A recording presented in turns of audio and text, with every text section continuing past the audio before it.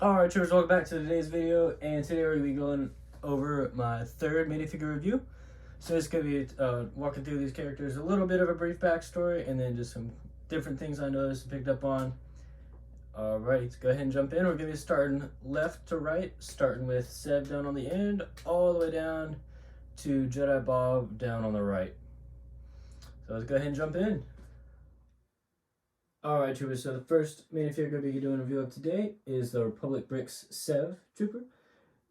RC-1207, also known as Sev, was a clone commando that was a member of Delta Squad, and which was seen by most as one of, if not the most elite unit in the GAR.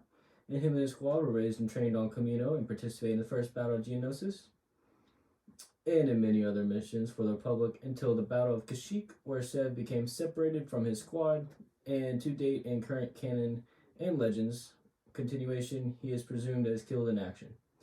Though, personally, given his training and abilities, I'm fairly sure he survived the battle, but that is yet to be seen in either continuation of the Star Wars storyline, and so until we get a definitive answer, he is still presumed as killed in action. So, the legs and torso you see on this figure are from Republic Brix with the backpack on the back, and then the helmet from Clone Army Customs. And as far as design goes, as far as the accuracy to the figure, they did pretty well with the legs and stuff. Those stripes you see on the bottom did come about halfway up his legs, and those two stripes you see on his legs there on both sides are present in the available art for him, including their brief appearance in the Clone Wars. And I do apologize about this shakiness at the camera. It's not really working with me right now. But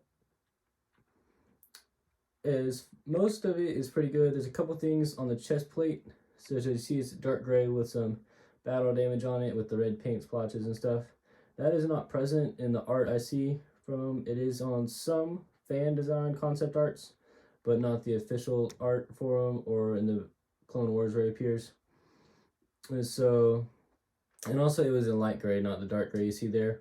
And on the helmet as well, they showed the 6 very apparent lines where, due to just some crossovers here, you can only see 4 of those lines very well defined. You have the one right above the eye on the right side of the helmet, and then you have one on here on the left side that's pretty faded into that helmet line there.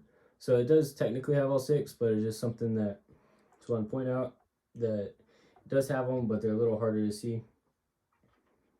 But yeah, for the most part, it did pretty good. I wasn't able to really check the back of the figure as there wasn't really any good depictions of that I could find. But as far as the gray color they used, it does continue around to the back. And then I'll go ahead and show him without the backpack real quick here.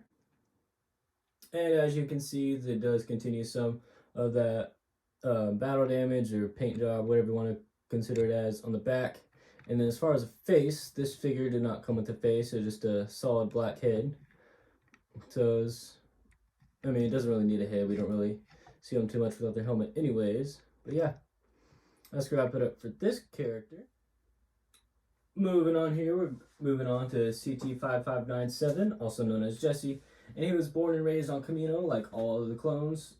And was assigned to serve under Anakin Skywalker in the 501st, serving with the unit until it was divided into 2 parts for the concurrent invasion of Mandalore and defense of Coruscant. He climbed the ranks throughout the years of the Clone Wars and eventually attained the rank of ARC Trooper. And in the later stages of the Clone Wars, he ended up serving with the 332nd that was deployed to Mandalore to free the planet from the control of Maul, of which, after the successful invasion capture of Mandalore as well as Maul, he died on an Venator-class Star Destroyer en route back to Coruscant after the issuance of Order 66, of which Maul escaped his imprisonment and brought down the entire ship. So, I got this clone from a site that is no longer available. It was a pack of 8, of which I do not remember how much the pack cost. I wasn't able to find that in the emails or anywhere that I have, or like receipt for the purchase of it. And the site I got it from, I've seen multiple iterations of similar sites. I'm not sure if it's the same people or not, but I've seen a lot of them pop up. It generally includes a lot of the named clones as well as it. And another thing they also do is a lot of named Mandalorians and other general clones, Mandalorians, stuff like that.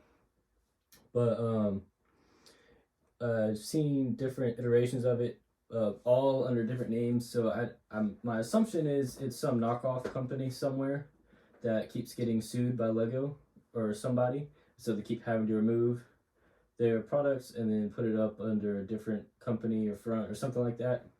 But anyways, so as far as accuracy to the in-universe designs of the figure, it does pretty good actually.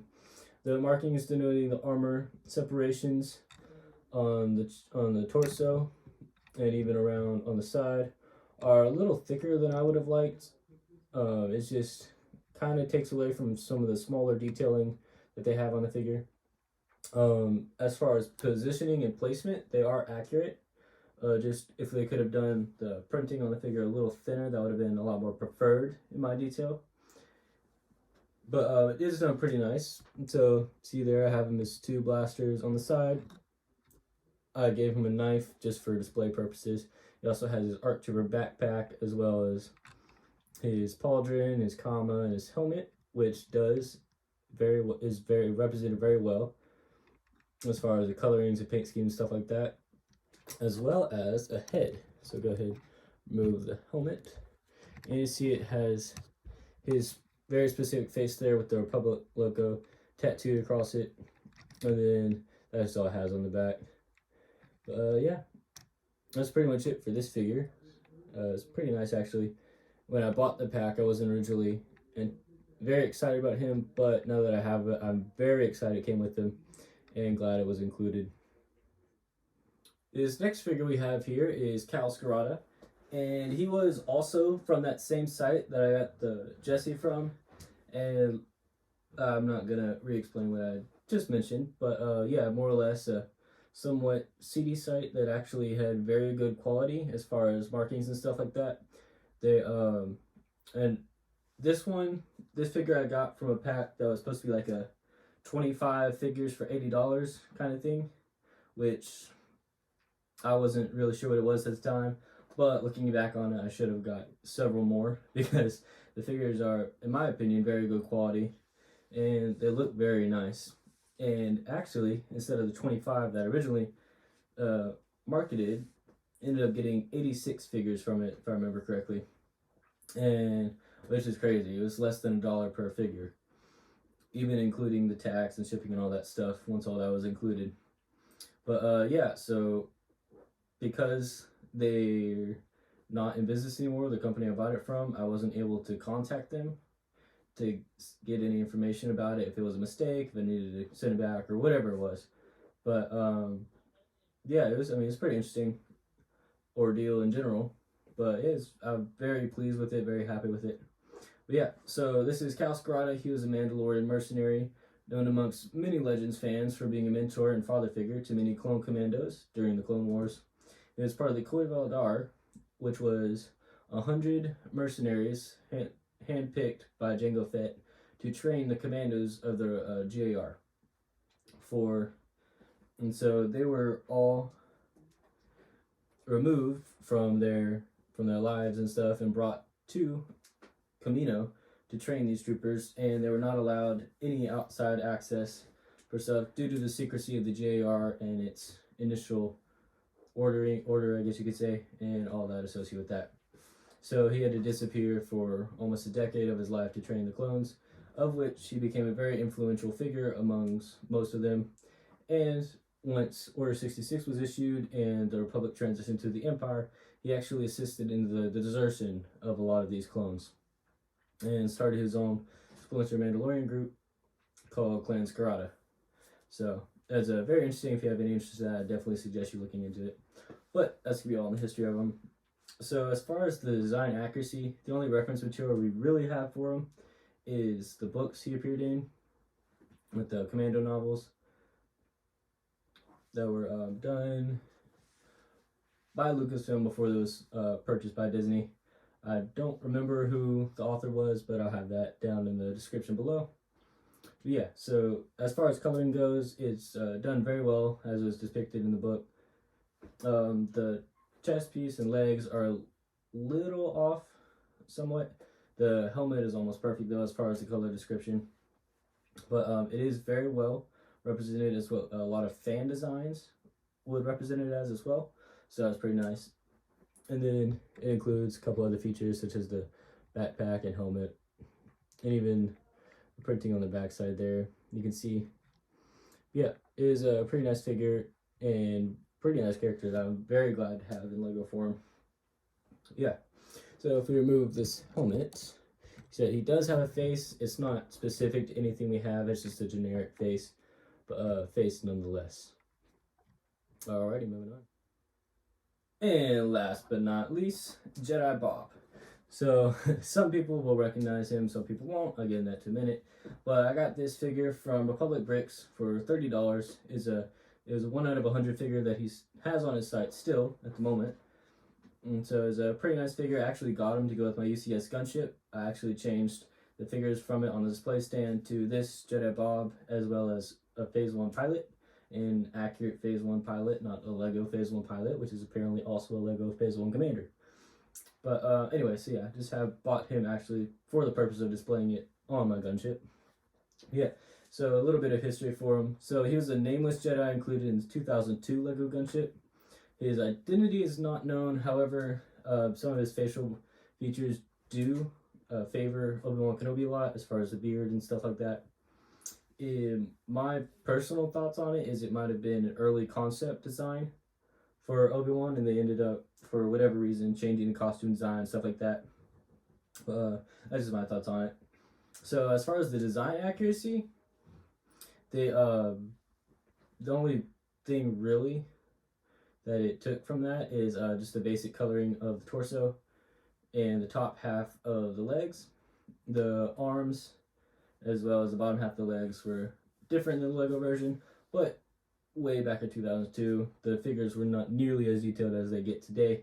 So they did take a lot of liberties, but it is liberties that I am glad were taken with the figure, so that's pretty nice.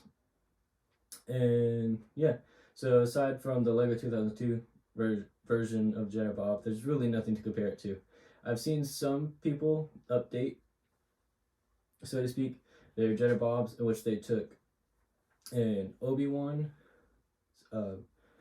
torso and legs and put him with the hood and cape and the face as well. But yeah, that's about it for him. He's not really too much of a character. He's just kind of a fan favorite. But yeah. And that is going to wrap it up for today, guys. So if you liked the video, don't forget to like, comment, and share it with your friends. If you're new, go ahead and hit that subscribe button.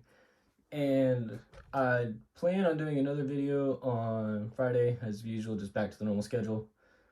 But yeah, I will see y'all then.